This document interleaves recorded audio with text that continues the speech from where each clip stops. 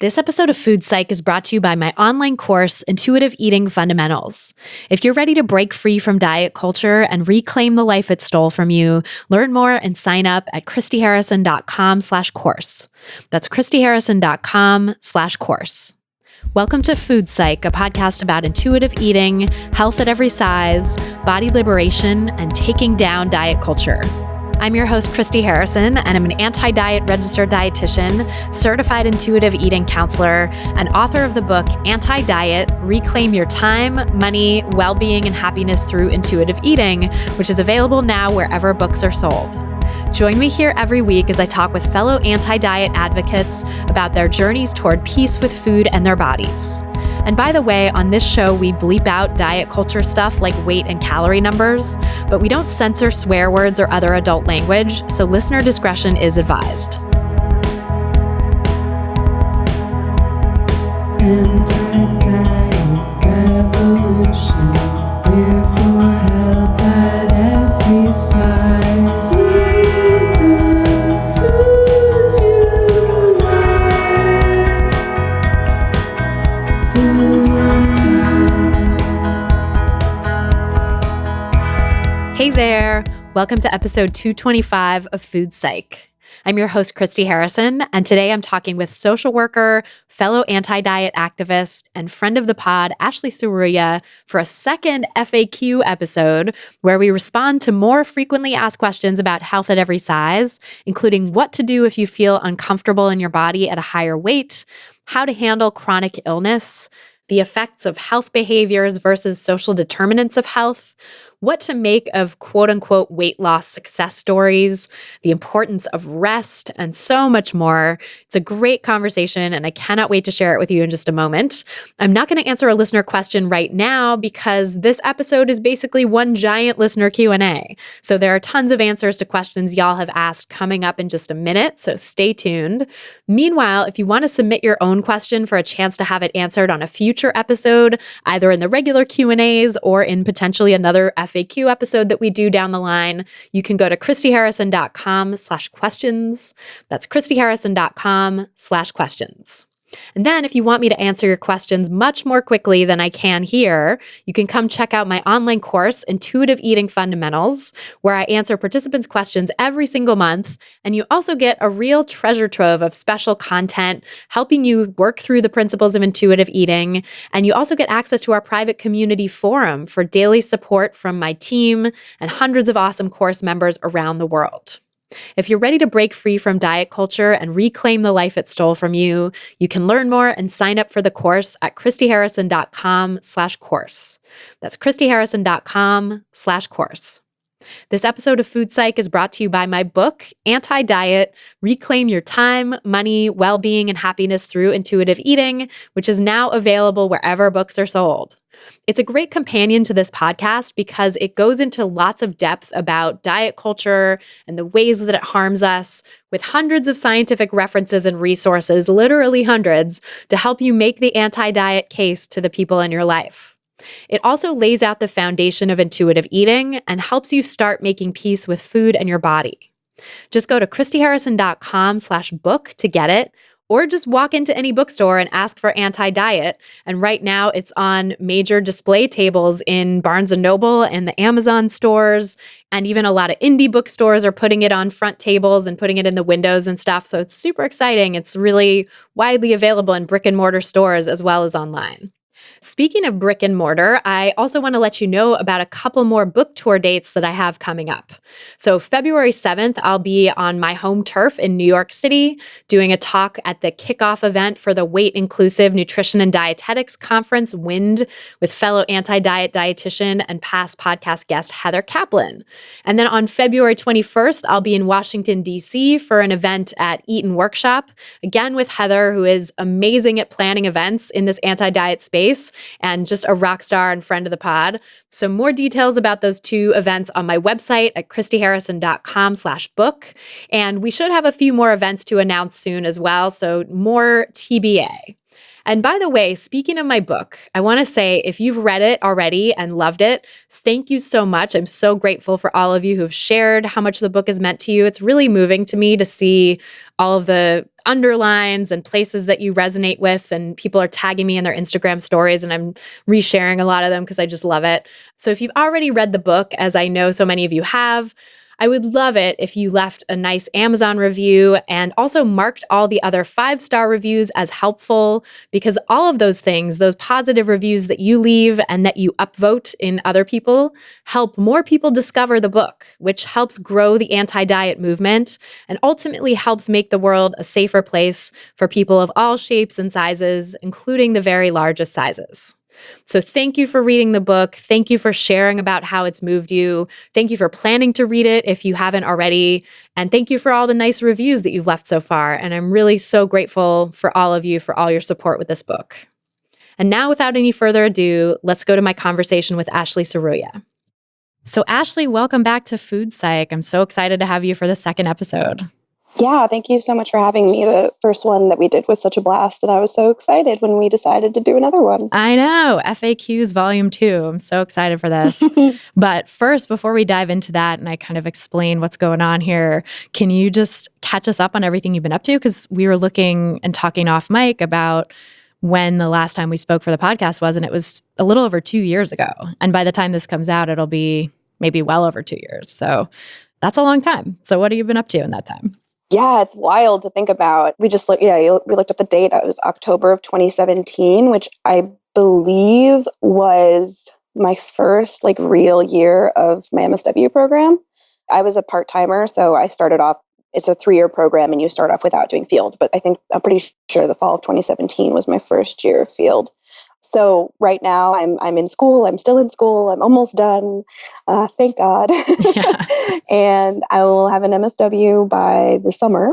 And in terms of my professional work, I've been doing, very similar stuff that I was doing back in 2017 with you, but just with lots of other people, and really focusing on health at every size content creation, specifically in terms of my own content creation, which has been sort of a marrying of my artistic desires and leanings with my HAES work, which has been really, really fun. So I've been doing what I'm calling HAES doodles, which is basically, it's not even all HAES, some of it's mental health stuff, but my whole paradigm is always HAES informed. So I think we can call them HAES doodles. I think so. Yeah. And I've been selling merch, stickers, and I'm currently in the process of making resource sheets out of my doodles, making little laminated flip books out of them. So I'm super excited about that.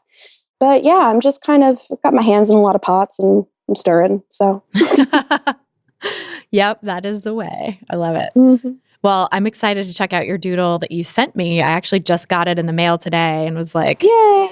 Haven't had a chance to open it yet, but it's my little present for after we're done. So very excited. But yeah, I love everything you're doing, and I'm so excited to talk with you again. So basically, for anyone who doesn't know, and probably most of the people listening do, but episode 127 that we did before was a frequently asked questions episode, because when Ashley was working with me, we were talking about the fact that all these questions people have about intuitive eating, health at every size, this podcast and what the hell it's all about keep coming up over and over again. And we wanted a place to direct people to that answered some of the most frequently asked questions and kind of got people up to speed on the podcast so they could start there and know the basis of everything we talk about going forward, because not every episode we address the basics.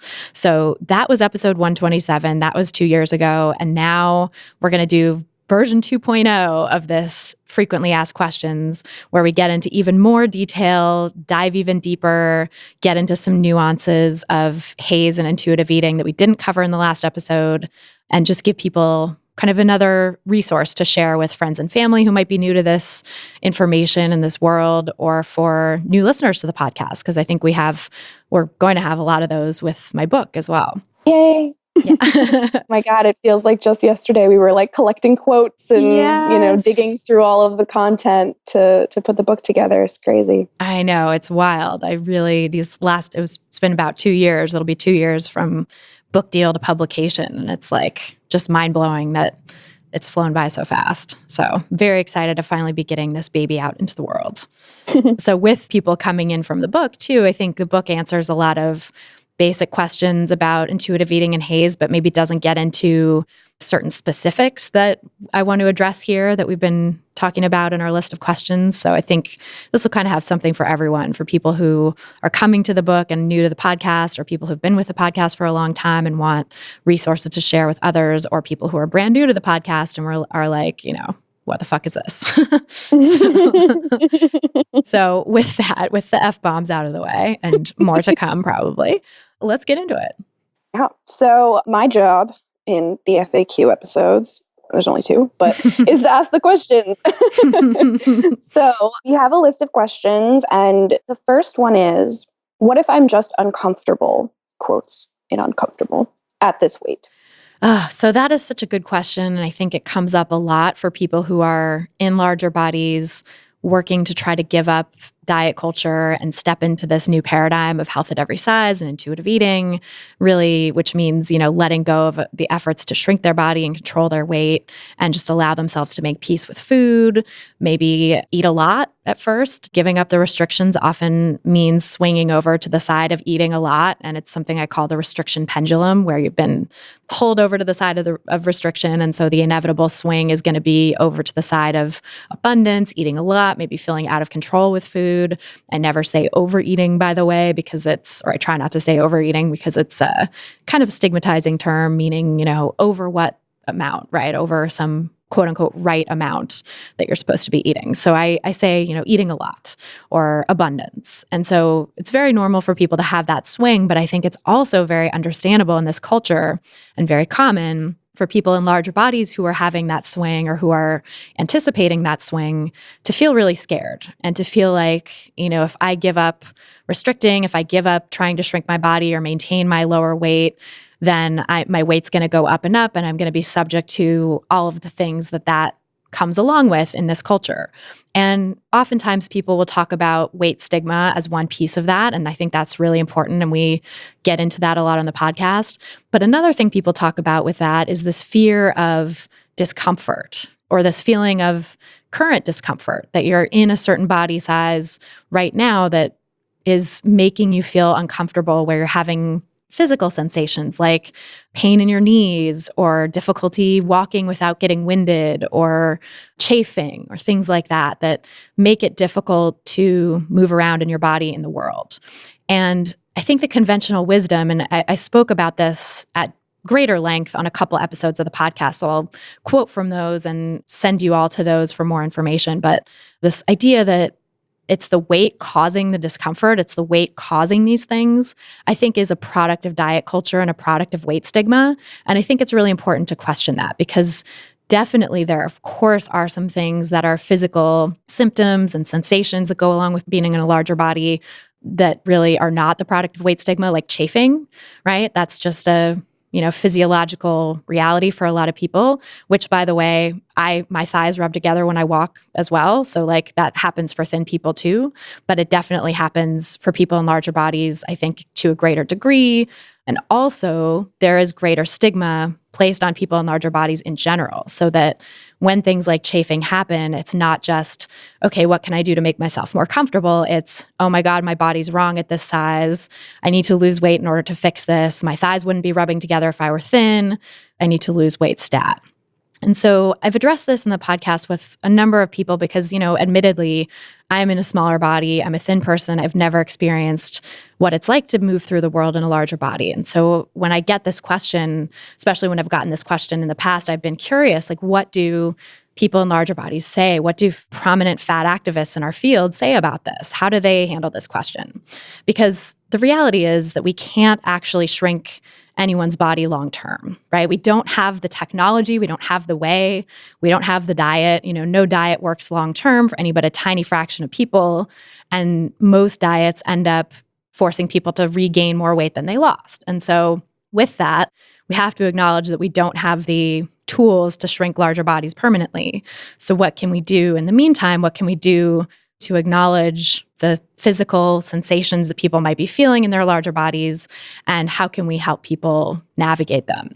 So in episode 113, I had a great conversation with Sonia Renee Taylor, who is a prominent fat activist, founder of The Body Is Not an Apology, and author of the book by the same name. And she had some great things to say about this in terms of being able to separate out what's coming from weight stigma and what's coming from the material realities of your body and the world. And when something is coming from weight stigma, it might look like, as she put it, what does uncomfortable even mean, right? Because it can mean so many different things. And the word discomfort means different things to different people, and it can be so loaded with all this baggage from diet culture and weight stigma. And so if discomfort means you're uncomfortable in your clothes and your clothes are too tight, she says, why is that, right? Let's look at why that is. Is it because you're afraid to go up a size? In which case, that's internalized weight stigma, right? That's self-stigma not allowing you to buy clothes that might be more comfortable and be more forgiving and allow you to move through the world more freely.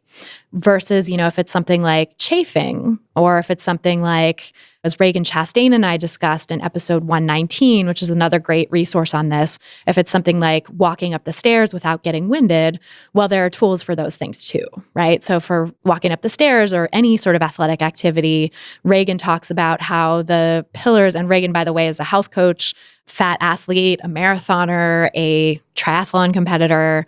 So she really knows her stuff when it comes to movement and physical activity.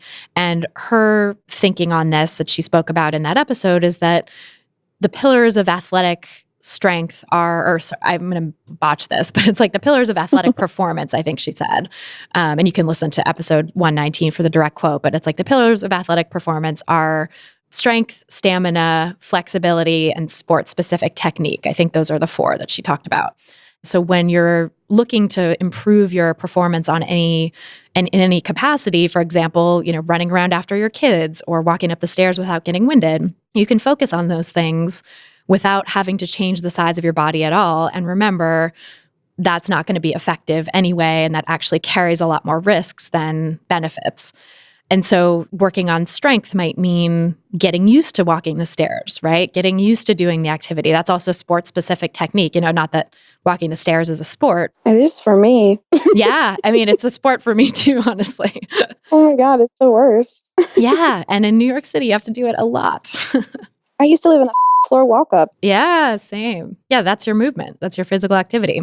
And you get good at it. Once you're practiced at it, it's like you get to be more capable of doing it without being as exhausted every time. You might still be winded, but you're not going to be panting and taking a break at floor 2 like you might be at the beginning.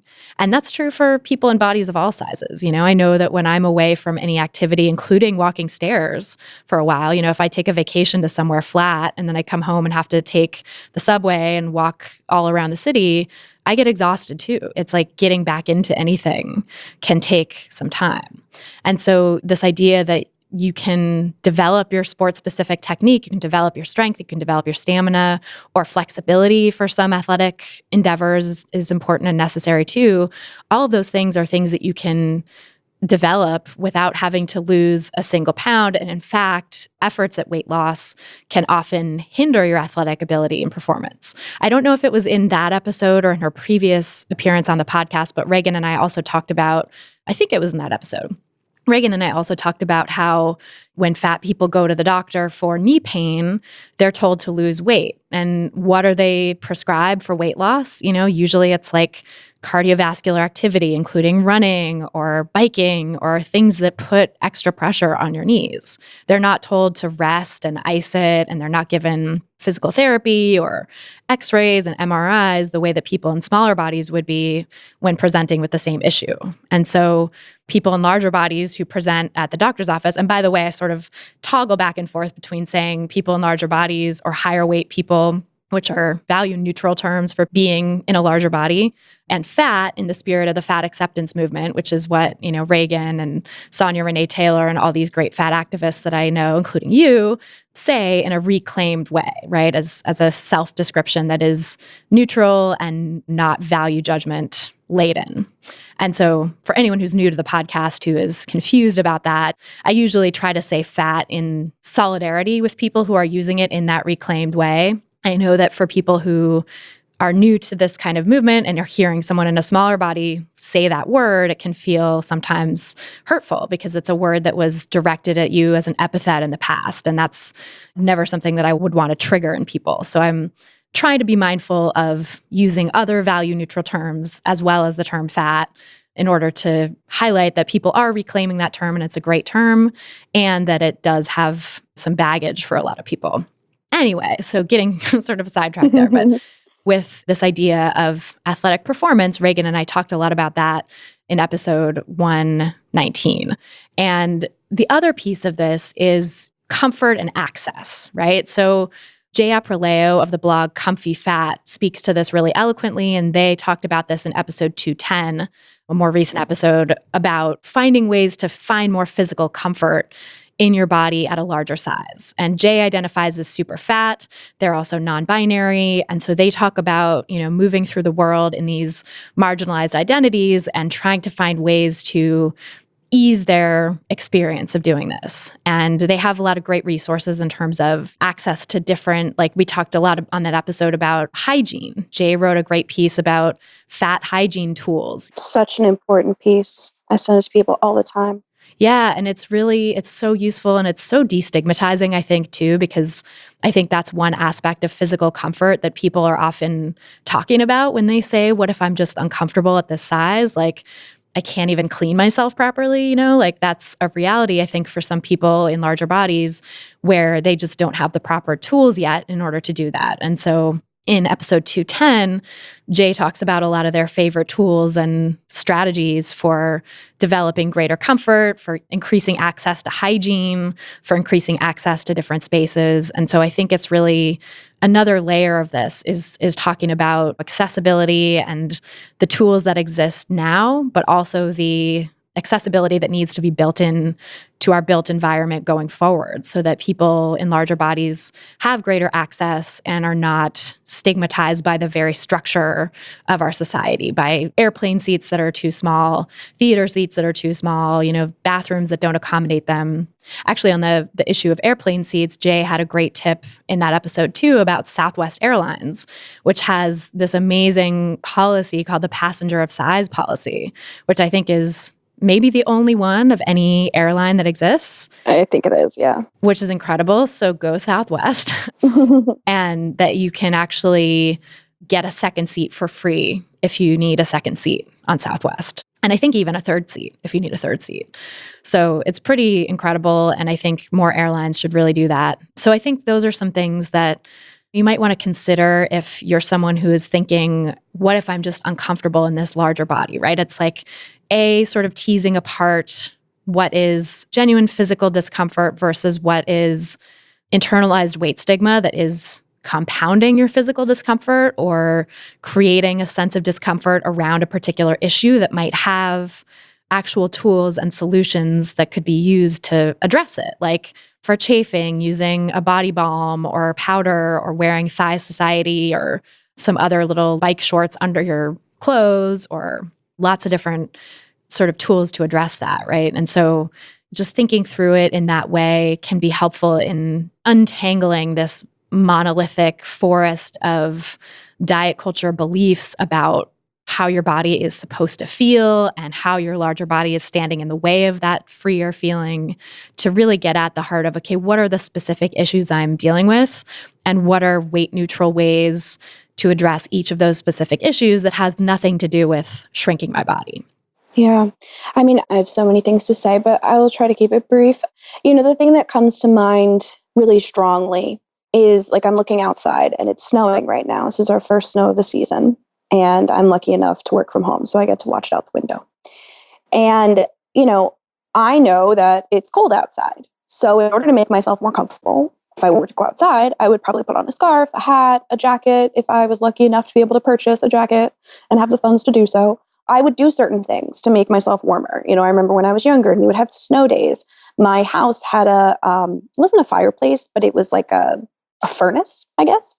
And, we would come in and we'd hang all of our snow gear, which again, we were wearing snow gear because it's snowing out. So we were wearing all of our snow gear and we hung it all up to dry. And then we'd sit in front of the fire because it's cold. There are so many examples in which we know that there are certain things that we can do to alleviate discomfort. There's just a normal part of being a human, right? Discomfort is a reality. But what happens is that there are certain types of discomfort, quote unquote, that are moralized. So, I think for marginalized people, whether it's my body is standing in the way, or like I'm thinking specifically for Black folks who have kinkier hair, the process of straightening it, which actually really damages your hair, so they don't want to experience the discomfort of the potential racial microaggressions that they might experience because of their hair texture.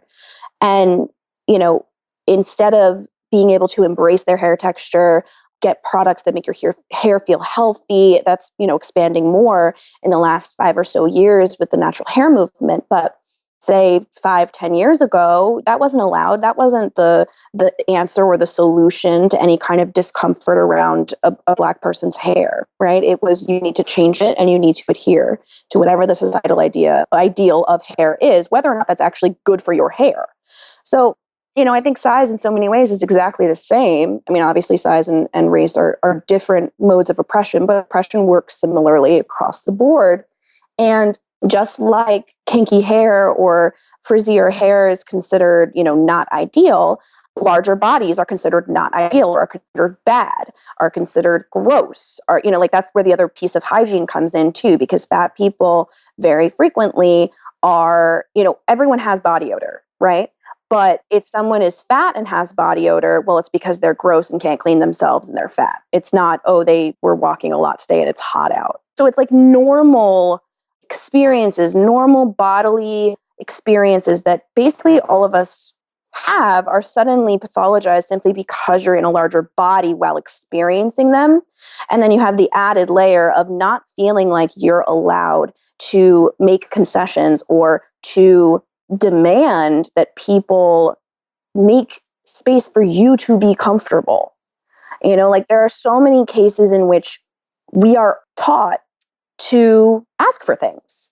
But in the cases of fatness, in the case of disability, this is where fatness and disability really overlap. And one of the reasons why I think we as HAES providers really need to be allies in the disability movement as well.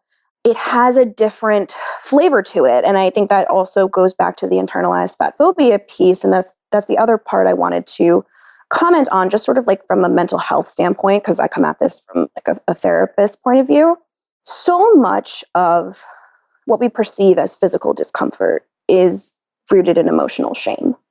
And that's not to say that physical discomfort is not real. It absolutely is. But if I feel uncomfortable in my body, and this is actually something I used to do. So I also have a chafing situation. I've always had large thighs, like no matter what size I have been.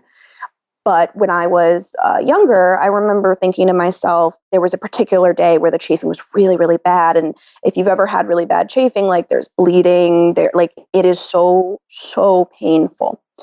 And my thought to myself was not, wow, maybe I should get a Mega Babe stick, which wasn't out at that point, but, a chafing stick of some kind, bike shorts, which I now love. My thought was, great, this is going to motivate me when I next have my meal to eat less so that I can lose weight and have smaller thighs. Regardless of the fact that, like, as you mentioned, most people's thighs rub together. That's just kind of how biology works, unless you have really wide hips. It's very uncommon. But that was my approach. And if you think about that from like a mental health standpoint, we're talking about like how to make sure we are taking care of ourselves. Because I think in a lot of ways, some of the pushback with HAES is like, well, I want to take care of myself. And what you're proposing from, the HAES paradigm, that's not going to help me take care of myself. That's one of the big pushbacks. And it's really interesting to me because I would argue that having a weight inclusive approach to everything is really the only way we can truly take care of ourselves, because it means we're allowing space for us to exist as we are now, rather than trying to literally like shrink ourselves or push ourselves into a mold of what is allowed to exist without question, which, to be honest, even if you look at the people who are most privileged in society and have all of these sort of different areas of, what's the word I'm looking for? I guess privilege. They still struggle. They still experience so much of this like internalized shame. because it doesn't matter if you look like the ideal in some ways, because internally we're just told over and over again that it's never enough. So we know that it's never enough. We know that we can never reach whatever the goal is. And yet we run ourselves on this hamster wheel, constantly trying to reach it. And it's not about running faster. It's not about running harder. It's about getting off the damn wheel. And I think this also kind of feeds into one of the other highlighted questions we have, which is, what if I need to lose weight for my health? And weight cycling is not good for your health. Right. Stress is not good for your health. Like, all the things that we do in so many ways at diet culture's behest that we're told is going to promote our health actually really fucks with us. Yes. And not just in the physical sense. And there's also a lot of studies that show us that someone's level of internalized fat phobia, so how they view themselves, is in some ways more indicative of the severity of their eating disorder pathology behavior than their size. It's also indicative, or it's associated with, worse health outcomes too. No matter people's body size, all across the weight spectrum, the more internalized weight stigma you have, the worse your health is overall. Right, because if you hate your body, are you going to take care of it? If you hate yourself, because really, like, when we talk about hating our bodies, what are we talking about? We're talking about hating ourselves. If we're really going to get into it, which I think we should. It's about a lot more than our bodies, right? Our bodies are this sort of like physical shell that we project onto the world, and this is how we present. But when we look at ourselves and we're like, oh, I hate this, I hate that, and whatnot, and the other, it's really about, I don't feel good enough. And if you don't feel good enough, if you don't feel worthy of respect, of ethical care, of compassion, if none of these things, if you don't feel that they apply to you, it doesn't matter how many kale smoothies you drink or how many hours on the treadmill you go, you're never going to feel whole. And that's true too. If no matter how little your thighs rub together, no matter how not winded you are walking up the stairs, no matter how quote unquote comfortable you are in your body in specific ways, it's never going to make you feel entirely comfortable, entirely at home in your body to be pursuing weight loss and this constant wheel, as you said, running on this hamster wheel of trying to shrink yourself to the unattainable ideal. Like, it's never going to be enough to help you completely get rid of your internalized weight stigma. And I forget the episode number, but Lisa Dubriel was on the podcast in a great episode a while back. So good. And she had this amazing quote that was, weight loss doesn't cure people of their internalized weight stigma. Yes. Weight loss doesn't heal body image issues, and she knows that from experience too, as a super fat woman who had an eating disorder for many years, and the constant pursuit of shrinking herself never brought her the ease in her body, the comfort, the sense of confidence that she pursued, that she wanted and desired and deserved, that we all deserve. Right. It constantly just took her further and further away, as it does for all of us, from that feeling of ease, confidence, and rootedness that, she shared in that episode. She now feels in a body that's vastly larger than it ever was before at those moments earlier in her life when she wasn't able to access that sense of self-worth. And so, I think it's really true. And people like Lisa's stories are testaments to the fact that you can find incredible self-worth and value and self-care and comfort in a much larger body that has nothing to do with the actual size of your body, but everything to do with your mindset and your relationship with your body, your relationship with food, and how you've decided to view the world and demand access and not let it take away your sense of comfort and ease in your body, which is your home. It's all of our homes. It's our original home from birth to death. It's what we carry with us at all times. And if you're not at home in your body, it's incredibly alienating for you from the world. Yeah. And I think it also brings up this concept of agency, having agency over one's body, which I think is something that, again, marginalized folks are really, it's taken from them from the get-go. Because not only are you not allowed to exist just as you are, but you're meant to sort of conform and at no matter the cost. And everything that we're saying is not to say that structural bias and sizeism don't exist because they do.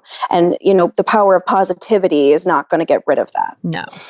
But, because it's not really a negation, and we do have the ability, if we are helped along the way, usually, because most of us need help to understand this and to see this, that we can take our agency back and we can create an approach to our own healthcare that works for us, that does feel in tandem with whatever our body says it needs. Like I'm still discovering different ways that my mental health or my physical health impact the other.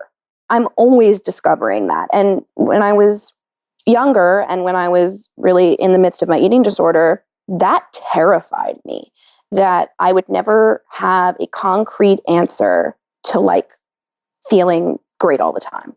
And so much healing has come from understanding that I'm not going to feel great all the time, and that that's really okay. And that I'm allowed to feel like shit and wallow and complain. I'm allowed to do that. I'm also allowed to feel like shit and say, okay, I'm worthy enough to do what I need to do and what I want to do to help me not feel like shit. And of course, there are structural barriers in place there.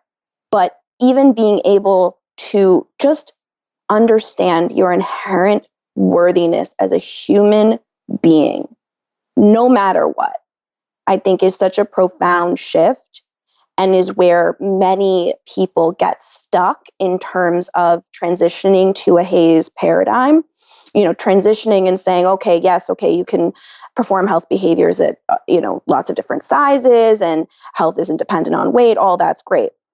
But at the end of the day, I don't care if you're healthy. I don't care what size you are. I don't care what you look like, what your ability is. You are a worthy human being, period, end of story. Yes. And if we can't all get on board with that, I think we're going to have a really hard time moving past a lot of this sort of like nitpickiness, which I think we're going to get into as well, just in terms of like people casting aspersions about HAES and being like, you're not nuanced, you're not considering IBS, and you're not considering medical nutrition therapy. And it's like, oh, Lord, okay.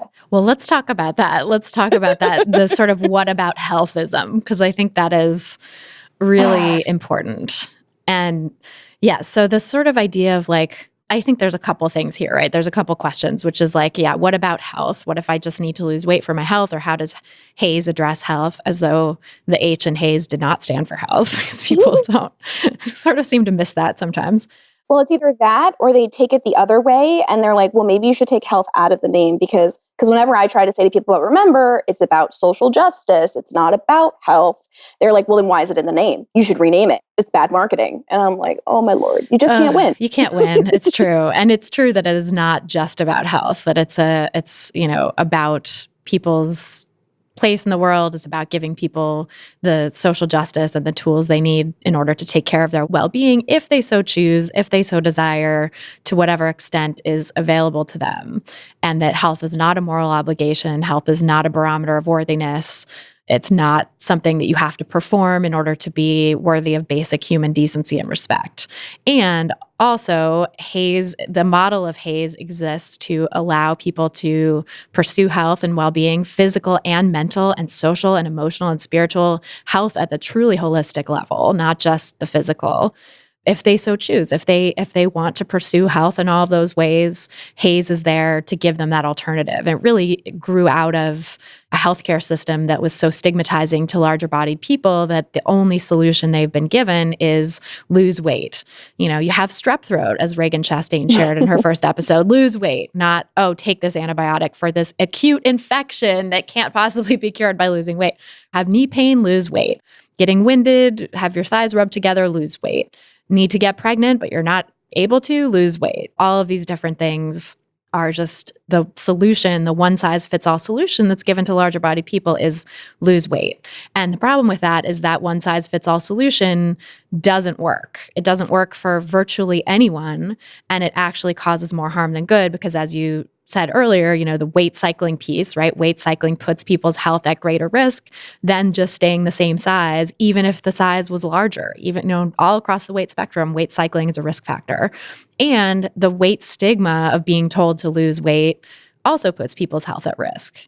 And so when we're stigmatizing people, when we're shaming them, when we're telling them that they quote unquote need to lose weight for their health, we're actually taking them farther away from the health that we purport to seek for them and the health that they're probably seeking for themselves. And, the other piece of it too is that health behaviors account for what, 25% of our actual health? Health behaviors total, food and nutrition, 10%. So it's right. So food and nutrition, 10%, health behaviors, 25%. And that's like CDC information, so like, I don't want to hear anybody like, that's bad data. It's not. Mm-hmm. And before the CDC came out with that, I quoted a couple other social determinants of health researchers in my book that said 30%. So it's actually gone down since that. And so it really points to this, we were talking about healthism and this idea that we must perform health in order to be seen as worthy. But if we really break down like how much that's impacting your health, how many people actually have the ability to engage in health behaviors, it is such a limited view of public health. And it is truly, I guess in my opinion, limiting us as a country, as a nation, an international community to continually focus on eat your fruits and veggies and like move a certain amount each day, instead of saying, let's tackle poverty. Let's tackle homelessness. Let's talk about food deserts and grocery stores. Systemic racism. Right. Let's talk about how all of these different things impact our health, how intergenerational trauma, how compounding poverty, like if you come from a low-income family, you're more likely to be in a low-income family, despite the American dream myth that we're all sold. So it's just like, it's all so much bigger than than quote unquote obesity epidemic line of everyone's getting fatter. Right. It's like that is such a reductive way to look at the way humanity is adapting and shifting to changing times. Right. And the way that, social determinants of health bear out on people's health outcomes in differential ways across the income spectrum and the race spectrum and the size spectrum and all of that, so that people who are experiencing greater discrimination on any measure are more likely to suffer worse health. Right. No matter what. Right. Even if they make more money, which is, usually class is like one of the biggest predictors. But if I recall correctly, in one of my public health classes, one of the things I talk about is like, even in the highest bracket, African-American men specifically still have higher risks of basically every high mortality disease that we track. Yeah. And being a stigmatized group is stressful. We know that it literally puts stress on the body. It increases people's cortisol levels to experience racism, to experience fat phobia and weight stigmatizing microaggressions. And so people who experience that on a day-to-day basis in our society, even if they don't deeply internalize it and they just go through it without necessarily internalizing as much, people still have greater levels of, risks for all sorts of diseases than the people who don't experience those things. And the ones that have greater internal, especially with weight stigma, when it comes to weight stigma, those who have greater internalized weight stigma and experience those microaggressions or macroaggressions have the greatest risk. And that's probably a lot of folks listening to the podcast, people who really struggle in their relationships with food and their bodies and experience, for people in larger bodies who experience a world that's hostile to them and that throws out weight stigma at them at every turn. That actually does lead to greater health risks. And so, to my mind, and it sounds like, obviously I know for yours too, and for so many of the folks we talk to on this podcast, the solution is not shrink larger bodies, shrink people so that they're no longer in this stigmatized group, which is the solution offered by the quote unquote weight management people.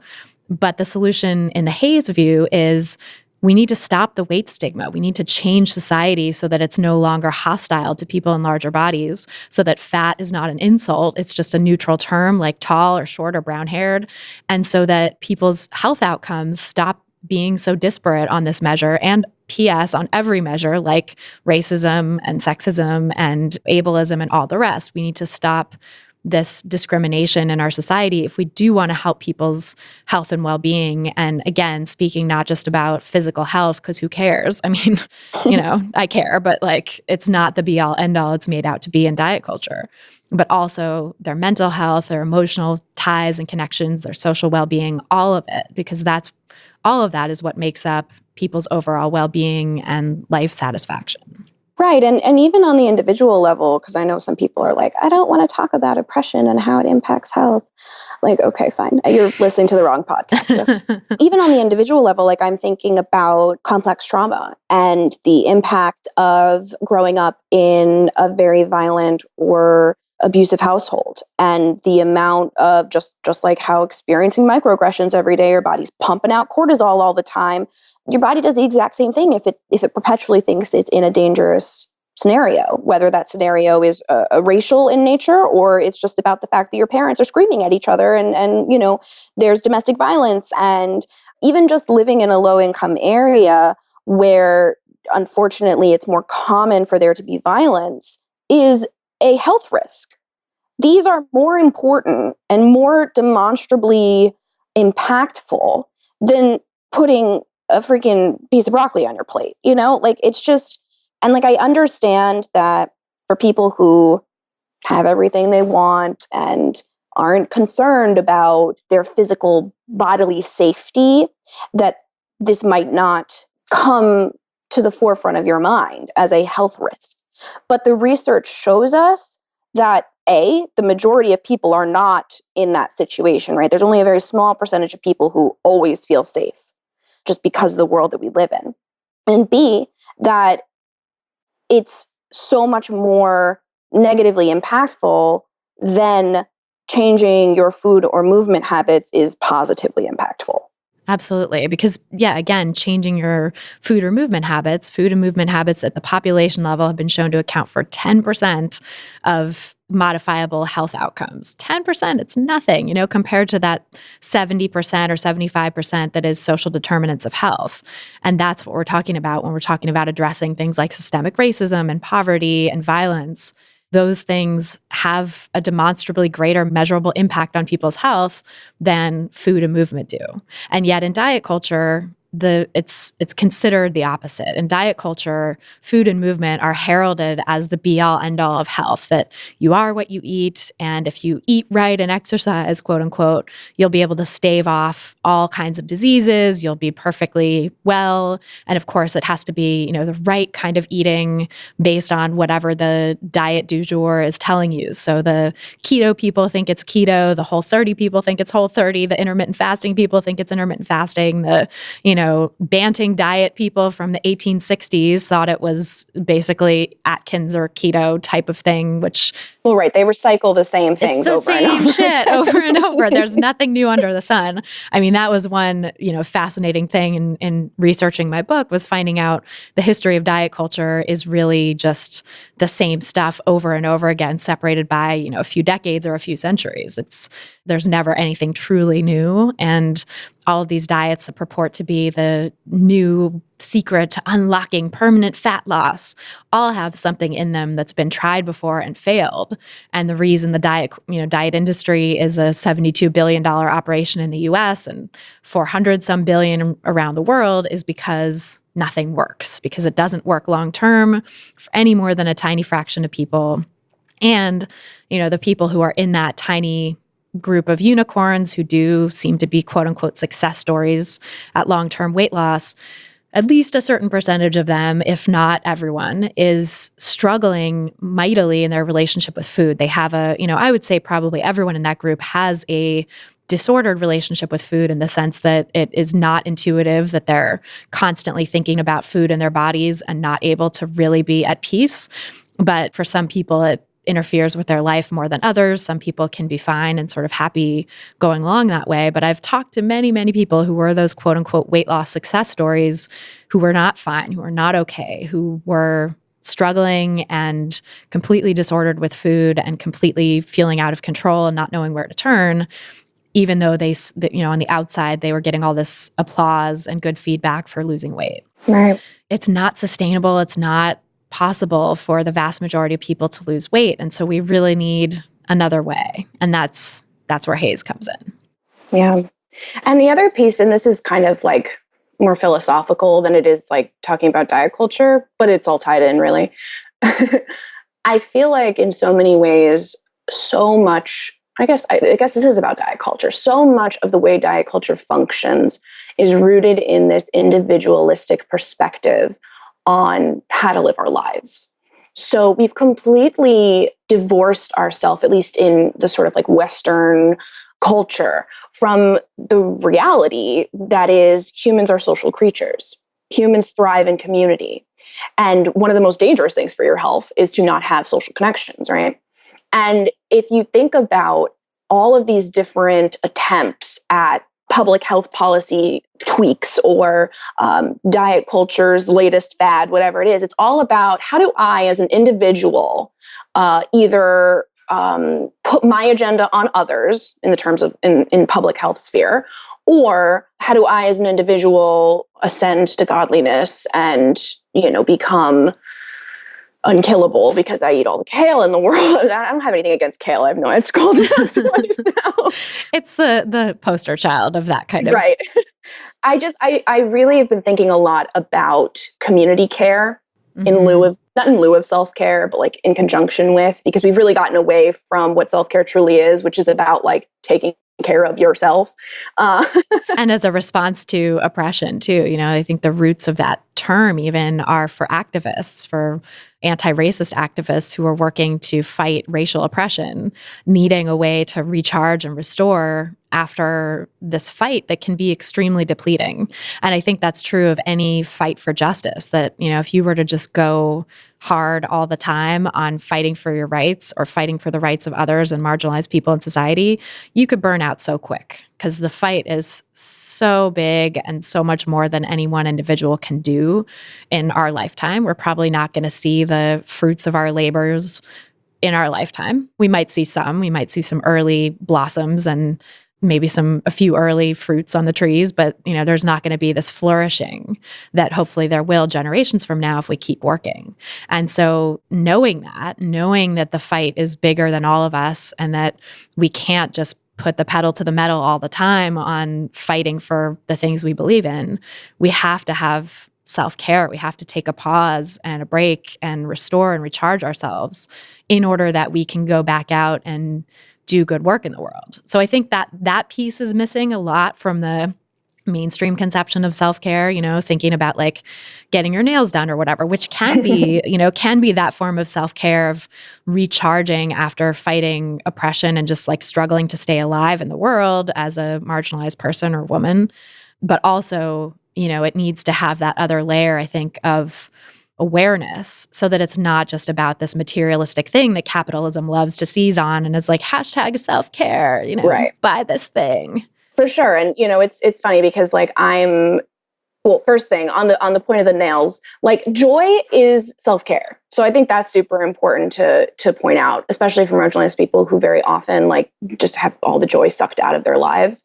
That is absolutely self-care. And also, like I'm in school right now to become a social worker. And, they talk about self-care all the time because it's a difficult field and you're constantly experiencing secondary trauma and just, you're in the weeds with people all day. And the other day, one of my teachers yet again brought it up and I raised my hand and I was just like, I can appreciate that we have this conversation and it's great that we do because I know in the past they didn't even talk about it. But it kind of rubs me the wrong way that we're sitting here preaching self-care, self-care, self-care, when our program doesn't pay the interns. In fact, we have to pay in order to complete our field. And I know you understand that as well as someone who's trained like an RD. Oh, yeah. In addition, you have all the schoolwork. You have the fact that most of us also work because who getting a master's degree like isn't working. So it really just points to this whole like, oh, let's cheer about this sort of small concept that we've co-opted and made into like capitalist gains, but let's not actually create the context in which people have the ability to even think about taking care of themselves. Such a good point. Which is why I think community care is so important, because it's like we have to remind each other. We have to say to each other, like, no, sit down. No, take a break. Because there is no, considering, the world that we live in, especially like in New York City, there is no point that we feel like we're allowed to take a break. It doesn't exist. And every time you do, there's this guilt, there's this feeling like you had to earn it and you didn't do enough to do that. Well, and I think that gets back to diet culture too, where, that comes into play a lot for people with exercise and physical activity, where the idea of taking a break, resting, allowing yourself to do nothing, which like we all so desperately need for self-care, feels like it's not enough, feels like you're going to quote unquote ruin your health or whatever. And that thinking goes back to this larger capitalist issue of like making people feel like failures if they're not productive 24/7. That's like what the system wants you to think. And so it's playing out at this micro level in every decision you make to go to the gym, even though you'd rather relax and sit on the couch and catch up on some fun TV or whatever. And maybe relaxing would actually be better for your health. Yes. Yes. Often it is. It is, right? Because like if you think of, like, yes, there's value to be gained from moving your body, right? I personally never experienced the whole like endorphin high that everyone talks about. Yeah, me neither, really. Yeah, I never got it. But so that's another case in which like the one size fits all really doesn't apply, because if that doesn't happen for you, then it's not as enjoyable. But people don't believe you. And it's like, no, it's because you're fat. Right. In the case of like movement, like we were just saying, there's this rule that like if you move every blah, blah, blah, blah, blah, we would bleep that out, but I'll just say blah, blah, blah, blah, blah. Self-bleep. Right. That's the ideal way to promote your health. And in actuality, maybe it's you need a nap, or maybe it's you need to spend time with your pets. Maybe it's you need to walk in nature. Like we have lots of research that shows us that spending time in green spaces is extraordinarily beneficial for your stress levels and your mental health and your physical health. Like we have all of these different things that we know can have a real impact on how we feel and how we're able to care for ourselves and how we are able to build resilience. But because there's such a primacy placed on food and movement, it's like none of those things exist. And we're really locked away and cut off from the things that would bring us so much more joy, so much more sustainable well-being than just food and movement. Because if you're pursuing food and movement single-mindedly, it's actually not good for your well-being. That's my view, and I think the view of most folks in HAES, is that food and movement should not be the be-all, end-all of a well-lived life. Well, because it's inflexible. Yeah. Ultimately, the best things that we can do for our health are things that are flexible. So you have to have multiple coping mechanisms at your disposal.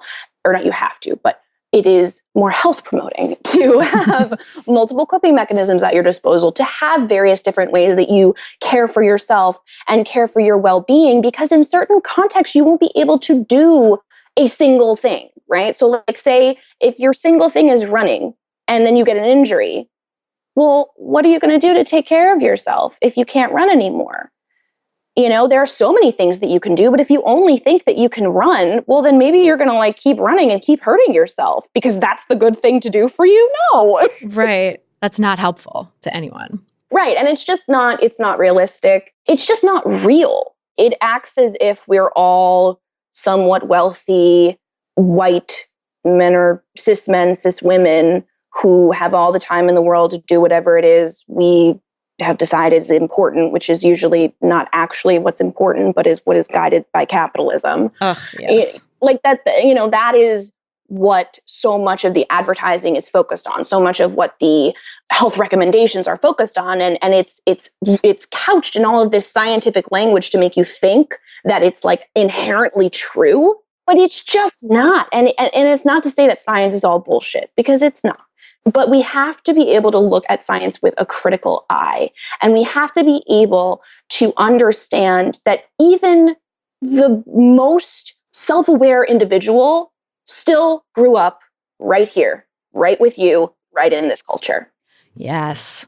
That gets back to the idea that science is telling people to do all these esoteric things with food and movement, and that is the way, I think gets back to one of the other questions that you touched on, which is this idea of nuance and making room for... Right. Do you want me to read that question so we can... Sure. Yeah.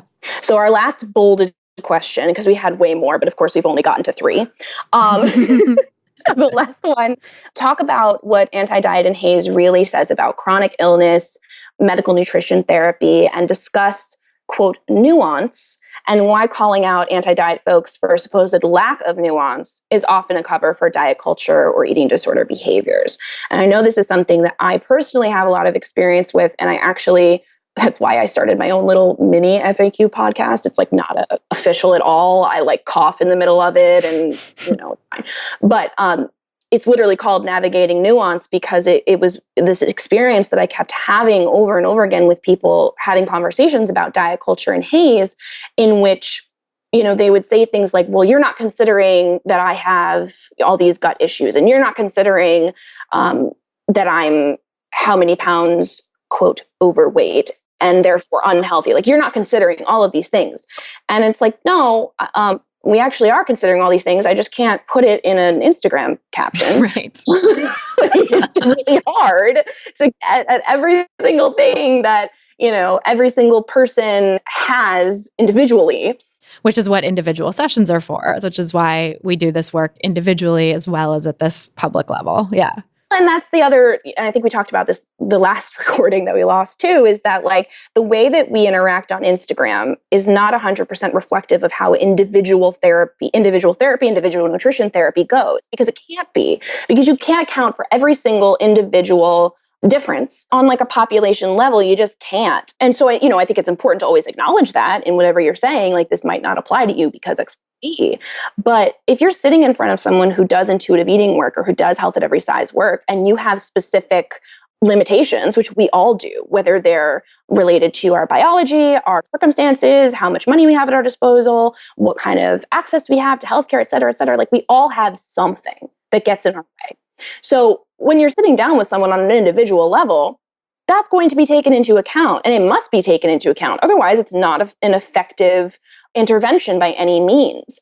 But on the larger sort of like social media, Instagram level, yeah, we throw things out like very generic statements about how your weight is not equivalent to your health. Right. And it's true at the, scientific level. That is true, right? Your weight does not predict your health or cause your health outcomes the way that we're taught it does in diet culture. I think this is such an interesting issue too, because it gets at the idea that, diet culture inculcates people in its way of thinking from birth. And so we're all steeped in it from the minute we arrive on this planet, and we have this one way of seeing the world and thinking about weight and food and bodies until we're presented with another alternative, right? Until, if we're lucky enough to be born into a fat positive family, maybe we get it then. Otherwise, we have to come to it later, maybe through eating disorder recovery, maybe through chronic dieting recovery and efforts in adulthood to, make peace with food in our bodies. And so I think when we come across those ideas, the ideas of health at every size and intuitive eating, there is a cognitive dissonance that happens. And I think there's kind of 2 ways to go with that. And as we spoke about on that lost episode, one way is sort of digging in your heels and being like, no, my way is the right way, my way or the highway, basically. And the other way is openness and is, maybe being intrigued and learning more and curiosity and sort of looking at how this applies to your own life. And trusting your own experience too. Right. And trusting your own experience, but also I think questioning the received wisdom and sort of what you've internalized from the culture that maybe isn't yours. Yes. I think it's an interesting dance with those 2 things, especially with intuitive eating, because, I often see the diet culture framing of intuitive eating as being like, just pay exquisite attention to your body's cues and how it feels after eating certain foods, and you'll know what foods you're intolerant to, right? That's sort of like the Whole30 version of quote unquote intuitive eating, which is AKA not really intuitive eating, right? It's a diet. It really upsets me that people call it intuitive eating, but they're like not certified and they're not trained. And it's like, I know. infringing on so many copyright issues right now, not to mention like causing extreme harm, but it's illegal.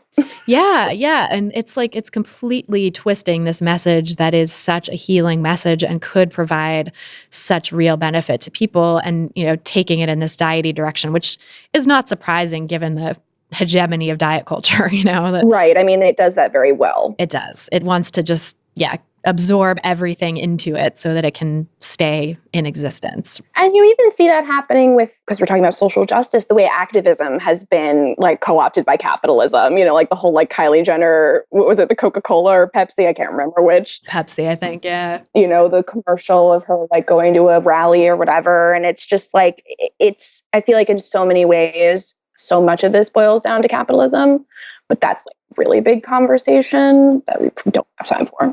I know, that's a whole other level, but it is so true. I mean, and I talk a little bit in my book about the money piece, like yes, I remember that part. Money that diet culture steals from us, and also the ridiculous market share that diet culture holds, and how much every year it just keeps growing and growing, so that it's in the billions now, where it was only in the millions and, right. years ago or whatever. So, but I think, this idea that intuitive eating is this like exquisite attention to every symptom is really harmful from the perspective of, thinking about true nuance and sort of true individuality when it comes to relating to food, because it's very easy to get into this idea that, oh, gluten is bad for my stomach because I feel a little bloated after I eat it, or whatever it is, right? Right. That you actually, and there's research on this, and I talked about this in previous episodes of the podcast, that episode 175 with Marcy Evans, I think, is a really good one for this, about digestive health. So good. So important. Right. And talking about the nocebo effect, and this idea that when people think something is harming them, it actually can cause harm. In the same way that when people think something is helping them, a placebo, it actually can help them because of the brilliant power of our mind-body connection.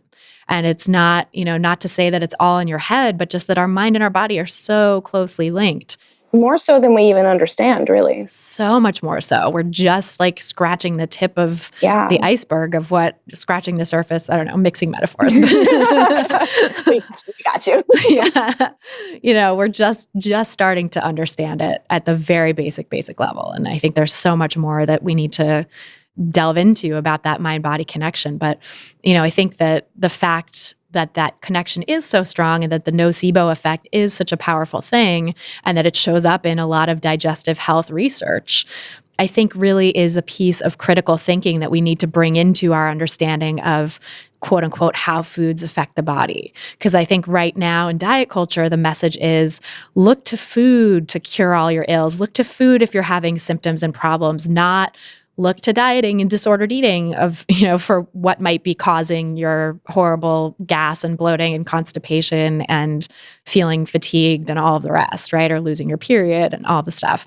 Disordered eating is rampant in our culture, and it does actually have all of those effects. It can cause a lot of the same symptoms that get blamed on food, and especially foods like gluten and dairy and other maligned foods under this version of diet culture that we're in now in the new millennium that I call the wellness diet, which is all about cutting out different foods, et cetera. And so, I think that's a piece of like critical awareness that we need to bring to our understanding of how our bodies feel. Because again, kind of going back to that discussion about discomfort, physical discomfort, there's so much of that is determined by mental processes and emotional processes and how you feel about yourself. And in the same way, I think how you feel about certain foods and how you feel about yourself and your body can really determine how you think certain foods are affecting you when in fact they're not, and we do have really good validated tests for things like celiac disease or peanut allergies or milk protein allergies. Right. Allergies exist. No one's arguing they don't. Yeah, those totally exist. And you can get tested for them by medical doctors or nurse practitioners or physician's assistants or other, people in the medical field.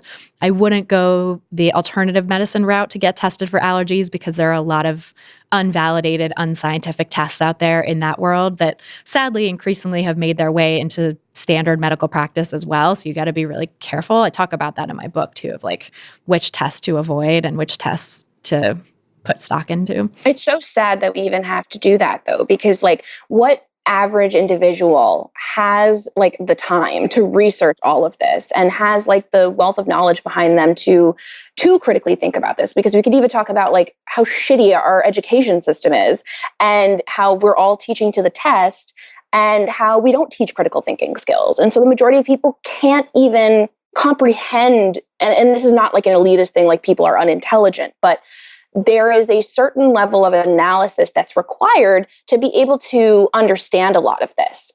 And gutting our education system is one way in which diet culture and the rest of them, racism, all of them, continue to be perpetuated because we're not taught how to think. And I mean, it's understandable. I have a master's degree and 10 years of experience in thinking about these issues. Right. I'm an English person. Like, that is my degree. Yeah. Right. Yeah, totally. And I majored in rhetoric too. So like gave me the critical thinking skills.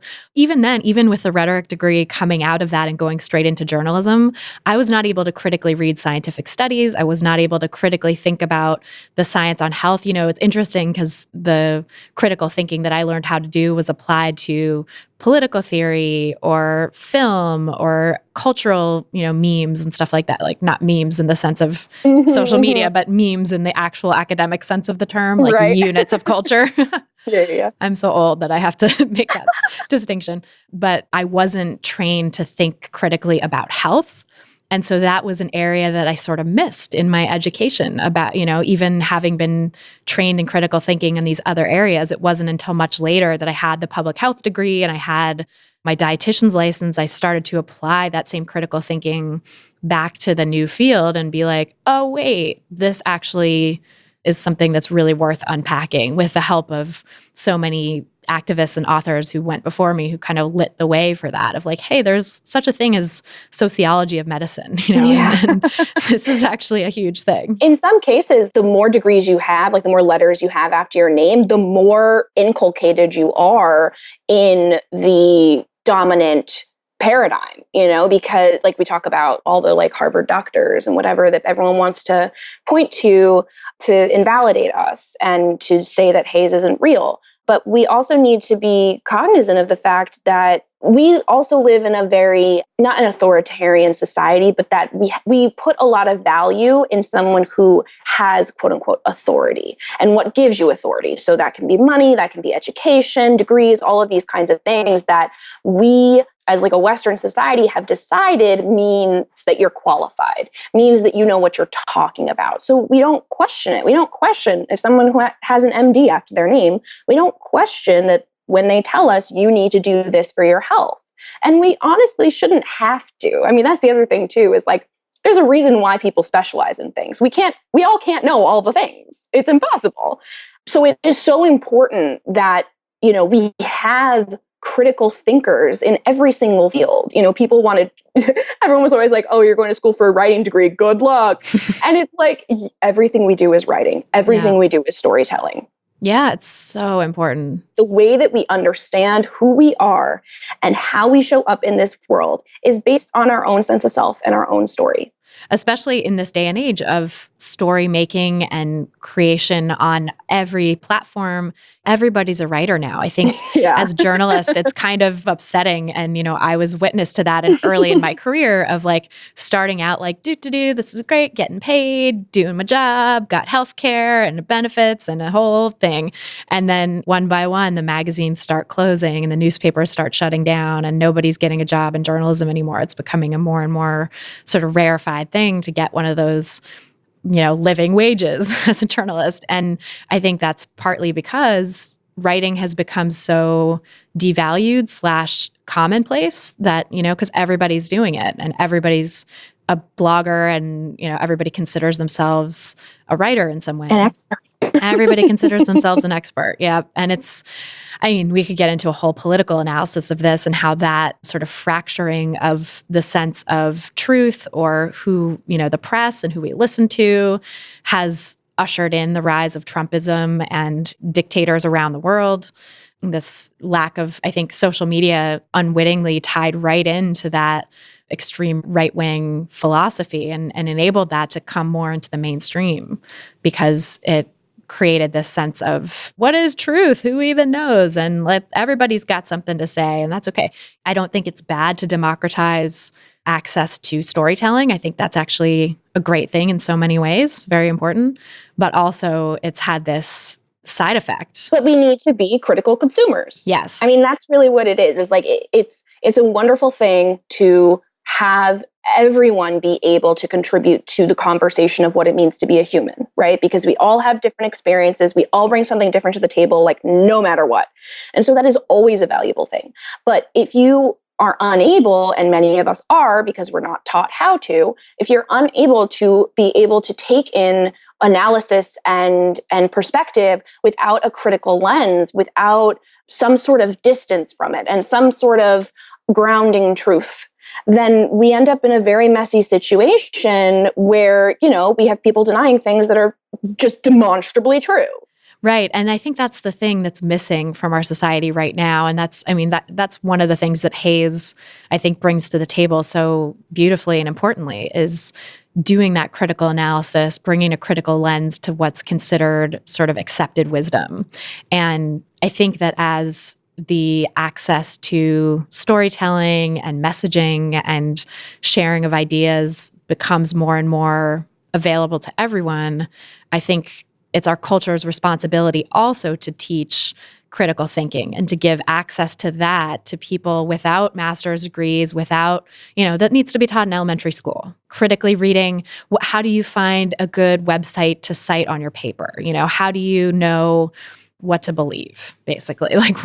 And that's a really fundamental philosophical question, I think, but it's something that if we're going to live in a world where access to creation of knowledge is in the hands of everyone, we also have to learn how to filter out and sort through what is the information that actually resonates with my values and is going to guide me towards well-being and a just and peaceful existence.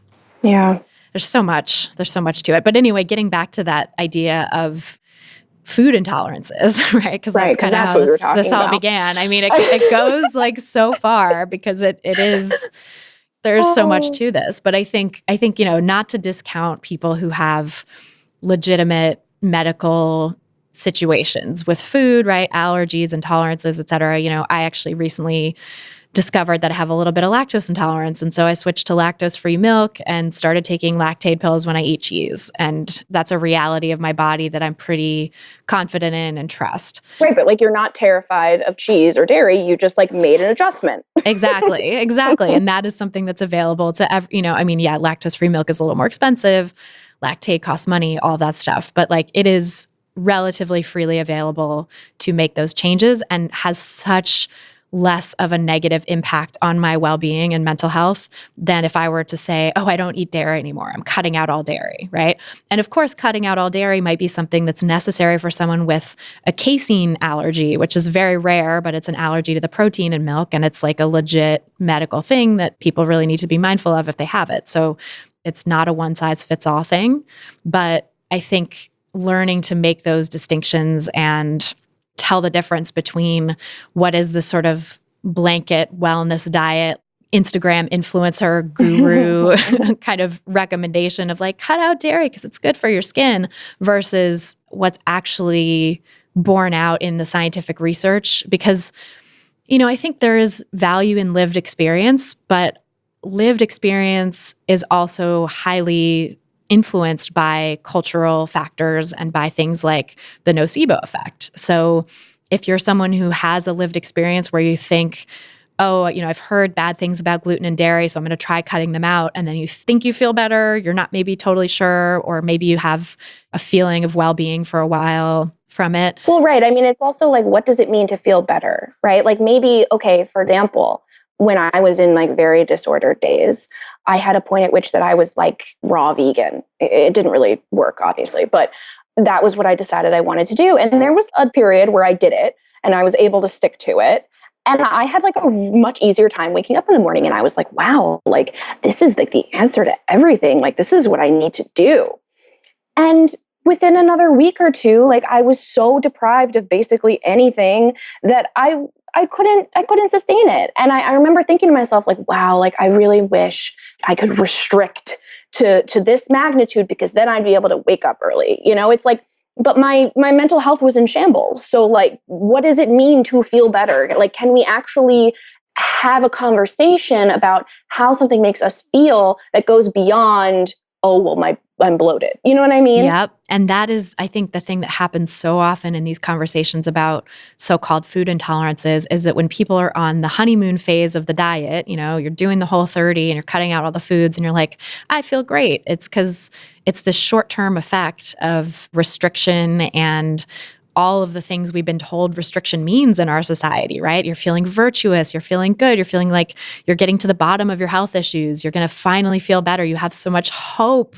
You're going to solve it. Yeah, you're going to solve it, you're doing good, you're taking care of yourself. Which is such a seductive thing. I mean, it's like we all want to feel better. Yes, we all want that. We all need, some sense of hope and some sense of agency in our lives, of course. Otherwise, we'd never get out of bed. Yeah, exactly. But I think it's just placing it in diets, placing it in food restriction, placing that desire for agency and control and hope on those things is almost inevitably going to lead to heartbreak or to lack of fulfillment, to not getting the things that you want and deserve.